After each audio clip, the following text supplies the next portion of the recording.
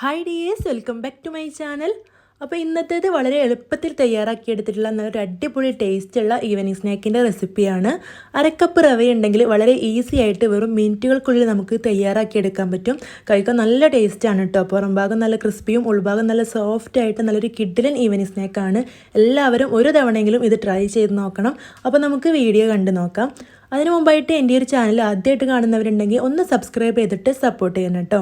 ഈ വീഡിയോ കണ്ടുകൊണ്ടിരിക്കുമ്പോൾ നിങ്ങൾക്ക് ഇഷ്ടമാവുണ്ടെങ്കിൽ ആ ലൈക്ക് ബട്ടണും കൂടെ ഒന്ന് ക്ലിക്ക് ചെയ്യണേ. ഇനി നമുക്ക് റെസിപ്പി കാണാം. അപ്പോൾ ഇതിന് വേണ്ടി ഞാനിവിടെ ഒരു ബൗൾ എടുത്ത് വെച്ചിട്ടുണ്ട്. ഇനി ഇതിലേക്ക് അരക്കപ്പ് അളവിലാണ് റവ ചേർത്ത് കൊടുക്കുന്നത്. അപ്പോൾ നിങ്ങൾക്ക് എത്രയാണോ സ്നാക്സ് വേണ്ടത് അതിനനുസരിച്ചിട്ട് റവയുടെ അളവ് കൂട്ടി കൊടുക്കുക കേട്ടോ. അപ്പോൾ ഞാനിവിടെ അരക്കപ്പ് റവ വെച്ചിട്ടാണ് ബാക്കിയുള്ള ചേരുവകളുടെയൊക്കെ അളവ് പറയുന്നത്. അപ്പോൾ ഇത് ഒരു ബൗളിലേക്ക് ചേർത്ത് കൊടുത്തിട്ടുണ്ട്. ഇനി ഇതിലേക്ക് 2 ടേബിൾ സ്പൂൺ ഗോതമ്പ് പൊടി ചേർത്ത് കൊടുത്തിട്ടുണ്ട് കേട്ടോ. നമ്മൾ റേഷൻ കടയിൽ നിന്നൊക്കെ കിട്ടുന്ന ആട്ടപ്പൊടിയാണ് ചേർത്ത് കൊടുത്തിട്ടുള്ളത്. അതിന് പകരം നിങ്ങൾക്ക് വേണമെങ്കിൽ മൈദയും ചേർത്ത് കൊടുക്കാം കേട്ടോ. ഇനി നമുക്കിതിലേക്ക് ചേർത്ത് കൊടുക്കേണ്ടത് ഒരു 1/4 ടീസ്പൂൺ സോഡാപ്പൊടിയാണ്. ശേഷം നമുക്കിതിലേക്ക് ആവശ്യത്തിനുള്ള ഉപ്പും കൂടെ ചേർത്ത് കൊടുത്തിട്ട് ഈ ഒരു പൊടികളെല്ലാം നല്ലപോലെ ഒന്ന് മിക്സ് ചെയ്തെടുക്കണം. അപ്പോൾ ഇതിവിടെ മിക്സ് ചെയ്തെടുത്തിട്ടുണ്ട്. ഇതിലേക്ക് ചേർത്ത് കൊടുക്കേണ്ടത് തൈരാണ്. അപ്പോൾ ഞാനിവിടെ അരക്കപ്പ് തൈര് എടുത്തിട്ടുണ്ട്.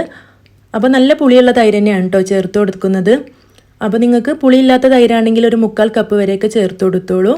ശേഷം ഇതിലേക്ക് ഒരു മീഡിയം സൈസിലുള്ള സവോള ഇതുപോലെ കട്ട് ചെയ്തത് ചേർത്ത് കൊടുത്തിട്ടുണ്ട്. ഇനി ഇതിലേക്ക് ചേർത്ത് കൊടുക്കുന്നത് മുളകാണ് കേട്ടോ. അപ്പോൾ ഞാനിവിടെ 2 മുളക് ചെറുതായിട്ടൊന്ന് കട്ട് ചെയ്ത് ചേർത്ത് കൊടുത്തിട്ടുണ്ട്. അപ്പോൾ എരിവിനനുസരിച്ചിട്ട് മുളകിൻ്റെ അളവ് കുറക്കും കൂട്ടൊക്കെ ചെയ്യാം കേട്ടോ. ഇനി നമുക്ക് ഇതെല്ലാം കൂടെ നല്ലപോലെ ഒന്ന് മിക്സ് ചെയ്തെടുക്കണം. ആദ്യം സ്പൂൺ വെച്ചിട്ടൊന്ന് മിക്സ് ചെയ്തെടുത്തിട്ടുണ്ട്. ഇനി കൈ വെച്ചിട്ട് തന്നെ ഒന്ന് നല്ലപോലെ മിക്സ് ചെയ്തെടുക്കുന്നുണ്ട് കേട്ടോ. ഇത് തൈരും റവയും എല്ലാം നല്ലപോലെ ഒന്ന് മിക്സായി കിട്ടണം. അപ്പോൾ ഇതിലേക്ക് കുറച്ച് വെള്ളം ചേർത്ത് കൊടുത്തിട്ടുണ്ട്. അപ്പോൾ ഞാനിവിടെ ടോട്ടൽ ഒരു 3 ടേബിൾ സ്പൂൺ വെള്ളം ചേർത്ത് കൊടുത്തിട്ടുണ്ട് കേട്ടോ. ഈ ഒരു മാവ് കുറച്ചൊന്ന് ലൂസായിട്ടാണ് വേണ്ടത്, ഒരുപാട് കട്ടി ഉണ്ടാവരുത്. അങ്ങനെ ആകുമ്പോൾ ഈ ഒരു സ്നാക്ക് തയ്യാറാക്കിയെടുക്കുമ്പോൾ നല്ല ഹാർഡായിരിക്കും. അപ്പോൾ നല്ല സോഫ്റ്റും ടേസ്റ്റൊക്കെ വേണമെങ്കിൽ ഈ ഒരു മാവ് ഇതുപോലെ ഒന്ന് ലൂസാക്കിയെടുക്കണം. വെള്ളം കൂടി പോകാനും പാടില്ല കേട്ടോ. ഈ ഒരു പരുവത്തിൽ കിട്ടുന്നവരെ വെള്ളം ചേർത്ത് കൊടുത്താൽ മതി.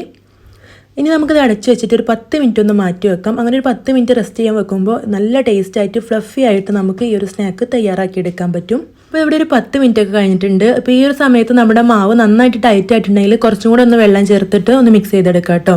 ഇപ്പോൾ ഞാൻ ആദ്യം തന്നെ അത്യാവശ്യം വെള്ളം ചേർത്ത് കൊടുത്തുകൊണ്ട് ഇതിവിടെ ലൂസായിട്ട് തന്നെയാണ് ഉള്ളത്. ഇനി ഇതിലേക്ക് കുറച്ച് മല്ലിയില കൂടെ ചേർത്ത് കൊടുത്തിട്ടുണ്ട്. എന്നിട്ട് നല്ലപോലെ ഒന്ന് മിക്സ് ചെയ്തെടുത്തിട്ടുണ്ട്. അപ്പോൾ കണ്ടില്ലേ, ഇതുപോലെയാണ് നമ്മുടെ ഈ ഒരു മാവ് വേണ്ടത്. ഇനി നമുക്കിത് പൊരിച്ചെടുക്കാം. അതിന് വേണ്ടിയിട്ട് ഞാനിവിടെ പാനിൽ ഓയിൽ ഒഴിച്ച് കൊടുത്തിട്ട് നല്ലപോലെ ഒന്ന് ചൂടാക്കി എടുത്തിട്ടുണ്ട്.